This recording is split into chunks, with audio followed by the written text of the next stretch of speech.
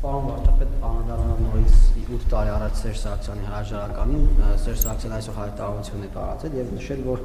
2018-ին վարչապետ առաջադրվել է միաժամանակ ամենաճիշտ եւ ամենասխալ որոշումներ եւ որ բանակցողին փոխելը հանգեցրեց աղետի։ Արդյոք ձեր կարծիքով, պարոն վարչապետ, մինչ այդ տարվող բանակցությունները իրականում ապահովում էին Ղարաբաղի անվտանգությունը, թե հենց այդ քաղաքականությունն էր ստեղծել այդ ռիսկերը, որոնք հետո հանգեցրեցին պատերազմի։ Նաև Սերժ Սարգսյանը իր այդ հայտարարության մեջ խոսել է իր տեքստի մասին, որտեղ ասում էր, որ Նիկոլ Փաշինյանը ճիշտ էր, ես սխալվեցի, ու ասում է, որ շահառուներից մեկը, որը խմբագրել էր տեքստը, ու ողերի մեկերը հետագայում մանիպուլացրել են, պարոն վարչապետ, ճիշտ է, հարցը ուղիղ ձեզ չի ուղղված, Սերժ Սարգսյանին պետք է երևի տանք, բայց քանի որ հիմա հնարավորություն չկա իրեն հարցնելու, ձեզ եմ հարցնում, դուք գիտեք ով է եղել է շահառուն, որը փոխել է տեքստը եւ այն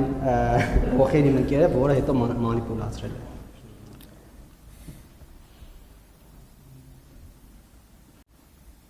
Ինչ ասեմ, չգիտեմ բնականաբար։ Գուցե եթե տենց խնդիր ունենայի իմանալ, գուցե հնարավոր լիներ ինչ-որ տեղեկություններ իմանալ,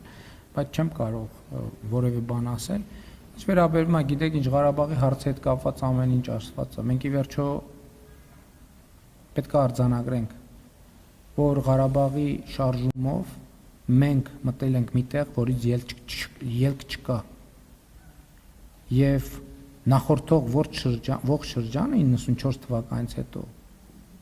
եղել է այս կամ այն պատրվակով պատերազմը հետաձգելու մասին։ Հասկանում եք, պատերազմը հետաձգելու մասին, ընդ որում պատերազմի գերակտիվ փուլը հետաձգելու մասին, որովհետև պատերազմը ոչ մի տարի չի հետաձգվել։ Ես նախորդ օրը էլ եմ ասում, մեր ընկալման մեջ այդ կա ոչ պատերազմ, ոչ խաղաղություն, այդպես չի։ Մենք չենք ունեցել ոչ պատերազմ եւ ոչ խաղաղություն։ Մենք ունեցել ենք պատերազմ տարբեր ինտենսիվությամբ։ Որովհետև հիմա եթե կա անհրաժեշտություն, այսինքն ես նախորդ օրը ոնց որ ամբողջ ցանկը հրապարակեցի, թե որ թվին ինչքան զոհ է եղել։ Այսինքն դա եղել է անընդհատ պատերազմ, անընդհատ պատերազմ։ Եվ այն որ այլևս պատերազմի պայթյունը հնարավոր չի հետաձգել, ինքը Սերժ Սարգսյանն է հայտարարել 2018 թվականի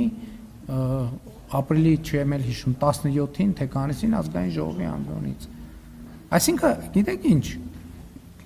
բայց ես կարծում, տեսեք, ես ուզում եմ մի հետաքրքիր հանգամանքի վրա հրավիրել ձեր ուշադրությունը։ Մի ժամանակ մեզ ուղղված մեղադրանք կար, որ մենք անդադ խոսում ենք նախկին, էլի անցյալի մասին ենք խոսում, էլի անցյալի մասին ենք խոսում, եւ բանը հասավ այնտեղ, որ ես ինքս խորհրդանի ամբիոնից մեր գործընկերներին, այդ թվում քաղաքացիական պայմանագրի, ընդունեցի ասի ժողովուրդ, ոնց որ մենք իսկական շատ ենք էլի նախկինի մասին, եկեք մի հատ այդ թեմայից դուրս գանք։ Հիմա բանակցային փաթեթները հրապարակեցինք, չգիտեմ, բոլոր հարցերին պատասխանեցինք, ամեն ինչը, զգում եք, որ չի հաջողվում։ Չի հաջողվում դուրս գալ այդ խոսակցությունից։ Հիմա էլ նոր բացահայտումներ են։ Որևէ մեկը մտածում է, որ 44-օրյա պատերազմի մասին կարա լինի նորություն, որ միջև մի հանրությանը չգիտի, ով որ այդպես մտածում է, անկեղծ չի, կեղծում է։ Որովհետև հանրությունը 44-օրյա պատերազմի մասին գիտի բացարձակապես ամեն ինչ։ Եվ որևէ զեկույցի հրապարակում, որևէ զեկույցում նոր բան չի լինելու, որովհետև ամեն ինչ ասված է։ Դրա հերթն էլ կգա։ Հիմա էլ եղար, չէ, բանակցային փաթեթը Քիվեստում սենց էինք անելու, նենց էինք անելու, այնտեղ նենց ուր են։ Հիմա ես չէին գալիս բանավեճի։ Թող Սերժ Սարգսյանն ու Ռոբերտ Քոչարյանը թուղթ ու գրիչը վերցնեն, մեր հրապարակած փաթեթով տող կարդան։ Ասեն, այ տեսեք, ստեղ էսա գրած։ Այնտեղ գրած է մի բան, որ մենք մեր ժողովրդին խաբել ենք, լկտի ձևով խաբել ենք։ Ղարաբաղի շարժումը չի ծառայել Հայաստանի Հանրապետության եւ հայ ժողովրդին։ Ղարաբաղի շարժումը ծառայել է նրանց, ովքեր ընկալել են եւ ուզեցել են, որ հայ ժողովուրդը Հայաստանի Հանրապետությունը երբեք զոհի կարգավիճակից դուրս չգա։ Եվ ես ավելի վստահ եմ ասում, որ ես հիմա հպարտ եմ, որ մեր պետությունը այդ թակարդից դուրս են բերել։ Այո, զոհերի ու զոհողությունների գնով, բայց եթե ես էլի անկեղծորեն նվիրված չլինեի այդ իդեալներին, ես այս ճանապարհով չէի կարող անցնել, եթե ասեի, հա, դե լավ, դե հիմա։ Ինչ է չի ասվել, ամբողջ փաթեթները հրապարակված են։ Ամբողջ փաթեթները հրապարակված են։ Եվ հիմա ուրիշ բան տեղի ունեցավ, ես ասացի պատերազմի եռագլուխ կուսակցություն, ամեն օրվա հետ նրանք ապացուցում են պատերազմի եռագլուխ կուսակցություն լինելու փաստը։ Այդ կուսակցություններից մեկը սենց ոնց որ մի քիչ դիստանցավորվում է այդ խոսույթից, բայց արդեն իր ցուցակի բերումով արդեն չի կարող դիստանցավորվել։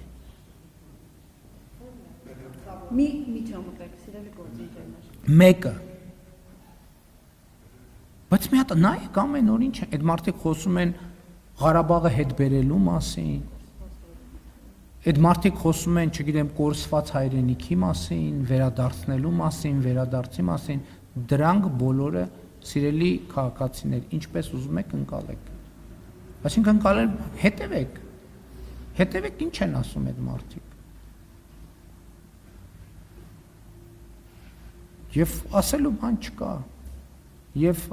հիմի գիտեք ինչ լավն է նա, որ նույնիսկ մենք ենք երբեմն մոռանում այդ իրադարձությունները։ Ես օրինակ արձանագրեցի, որ մենք Քայլարշավի մեկնարկի օրը տենց մոռացել ենք որևէ ձևով չենք հիշեցրել, ընդգծել եւ լավ է, որովհետեւ հիմա մենք էլի այդտեղ էլ առաջ ենք նայում Հայաստանի Հանրապետության զարգացման օրակարգի վրա ենք կենտրոնացած։ Եվ Հայաստանի Հանրապետությունը այսօր մի դիրքում է, որ ի վիճակի է լուծել մարտահրավերները։ Որտեւ մենք հասկանում ենք իրավիճակը, մենք հասկանում ենք սադրանքները։ Սերժ Սարգսյանի հետ կապված ինչ կարող եմ ասել։ Սերժ Սարգսյանը Հայ Միչայելոց այդ որ ասում են չի մասնակցում ընտրություններին, դա կեղծ թեզ է։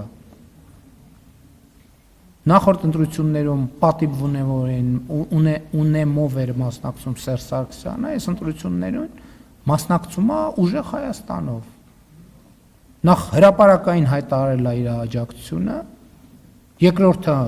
բոլորը ամբողջ կազմը ձեզ հայտնի